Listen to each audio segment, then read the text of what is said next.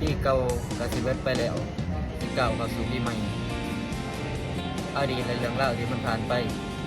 ก็ปล่อยมันไปตามปีเก่าพี่น้องส่วนตัวเฮาก็สู้ต่อไปในวันข้างหน้าปีหน้าเขามากก็ขอให้มีแต่สิ่งดีๆเข้ามาในจิตใจร่างกายในสุขภาพแข็งแรงเฮ็ดในสิ่งที่มักฮักในสิ่งที่เฮ็ดผลักดันในสิ่งที่มีความสุขอย่าไปสนใจคำคนบอกที่คอยให้เขาว่าเฮาจงเฮ็ดในสิ่งที่เฮามักเฮาฮักมันอาจจะบ่รู้ลามันอาจจะบ่สำเร็จแต่จงเฮ็ดในสิ่งที่เฮาเลือกจงเฮ็ดในสิ่งที่เฮามัก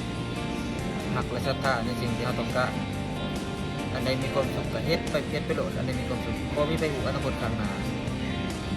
ว่าจะประสบผลสำเร็จบ่ในสิ่งที่เฮาเฮ็ดเฮาก็บ่ฮู้และคนอื่นก็บ่ฮู้เพราะฉะนั้นสำเร็จหรือบ่สำเร็จนั้นคือเรื่องของอนาคต